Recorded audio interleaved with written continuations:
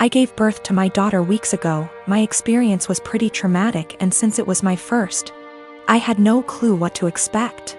When I went into labor, I had the most difficult time of my life. I was in pain for hours.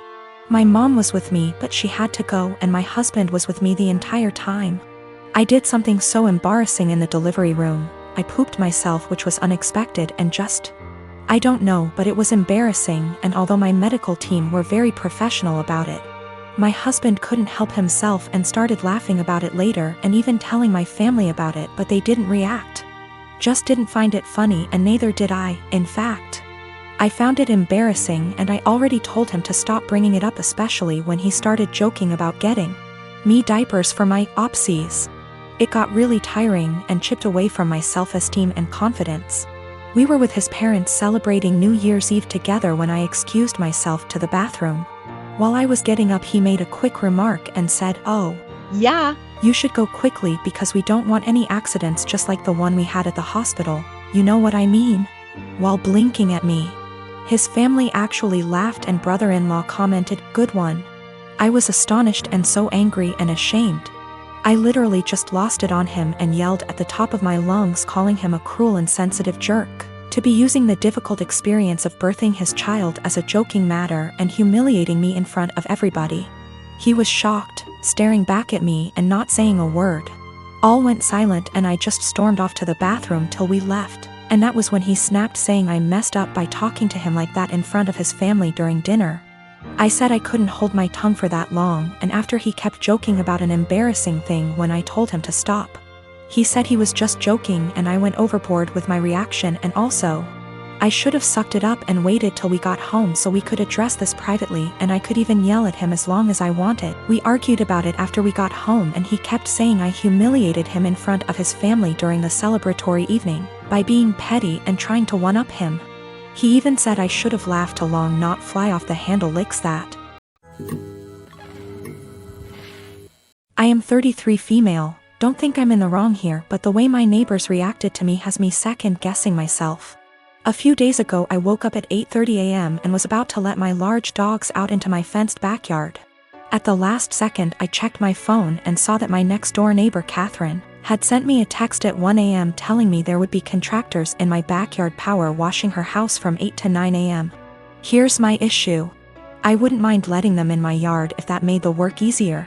But Catherine never asked. She just told me it was happening, with 7 hours notice, in a text sent to me while I was asleep. It was just by chance that I saw it before I let the dogs outside, and had I not seen it, I could have let my dogs out into my yard with contractors already in the yard.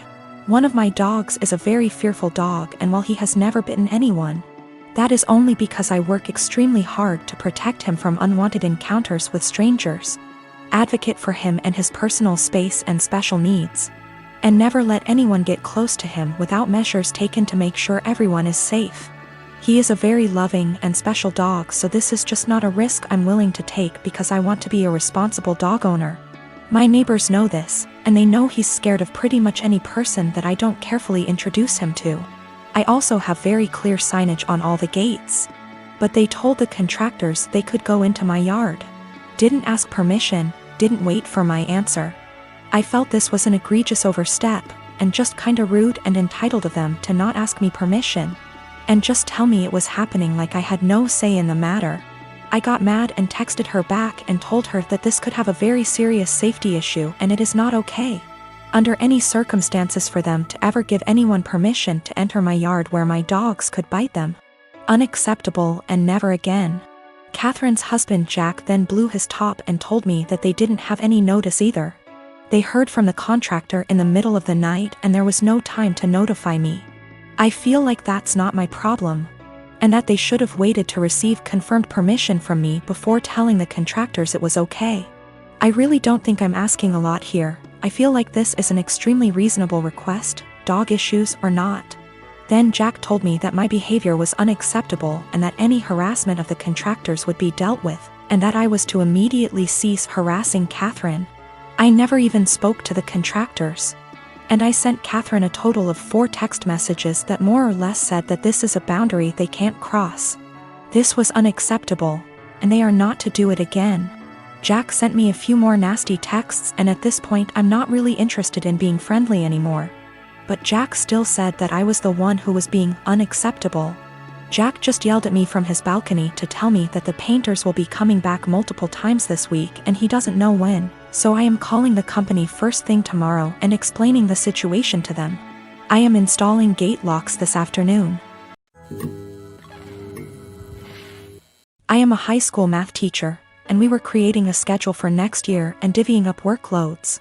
I noticed I got almost 50% of the test creation and had 2 plannings missing from my schedule next year, for every one for the other 6 women in my department.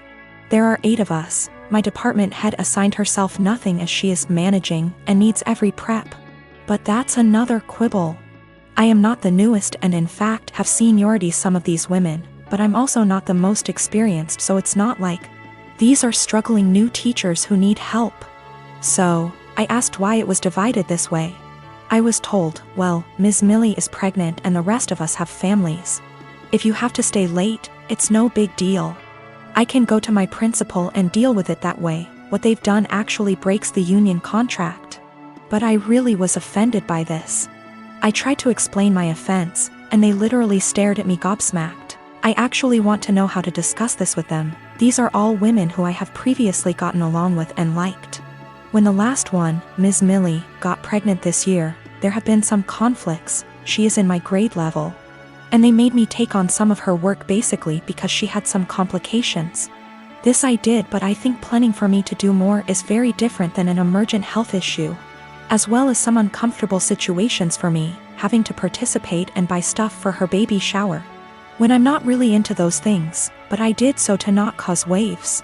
A lot of people have advised go to the union, go to the principal, and I absolutely will if necessary. I want to be clear, I'm not worried at all that I'll be forced to work this schedule, but these are my colleagues.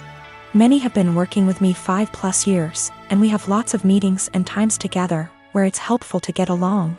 So I do try to get along, like the baby shower thing, and be a good work friend and colleague. I just want a better way to communicate myself than I had today. I was entirely shocked and very indignant and just found myself unable to express myself well, and I was hoping for ways to approach that someone with their attitude might understand because I can't empathize with it at all. Myself and viewing the other side is how I always try to look at problem solving. I recently got married to Matt. Matt has a stepsister, Tiffany. I have met her less than 10 times in the 5 years I dated Matt, as she doesn't live nearby and is not close to my husband. However, she was invited to our wedding. I should mention that Tiffany is very attractive. She is pretty, with a currently fashionable body type. She also dresses well and spends money on her appearance. This is well known, and even though I've only met her a few times, whenever she is brought up by my in-laws she always mentioned as being very invested in her image. I don't begrudge her this at all. The ceremony went fine, but afterwards, while my in-laws were congratulating me, my father-in-law commented that I looked beautiful, and in the next breath mentioned Tiffany did, too. His wife caught his eye and shook her head, but I ignored it. When Tiffany came over to say congratulations, she looked stunning. Her dress was beautiful and fitted her perfectly, her hair and makeup looked like they'd been done professionally. And she was wearing a pair of obviously designer shoes. Her outfit was totally appropriate for the event. But I was still weirdly upset by how she looked and immediately felt self-conscious next to her. Even Matt told her she looked great, and they rarely talk. For the rest of the night, every single male guest at the wedding asked about Tiffany, who she was, how I know her, if she was single, etc. By the speeches, I was fed up and almost in tears, and even the best man mentioned her in his speech off the cuff. I let it go, went on my honeymoon, and tried to forget the whole thing. We came back about a week ago, and this past weekend had dinner with my in-laws. Tiffany was visiting, and we learned that she had got engaged. She showed us her comically large ring and said she was planning to have the wedding next year and that it would be a black tie event. Before I could stop myself, I jokingly said that I was pretty sure I'd already been to her wedding. I was the one in the white dress. She asked what I meant, and I thought there was no point in lying, so I just admitted I felt she upstaged me at my wedding. She laughed and said you can't upstage a bride. I asked if I could wear white to her wedding then, and she shrugged and said if you think it'll help. She then apologized if I felt her outfit was inappropriate. My in-laws moved the conversation on and we went on with dinner.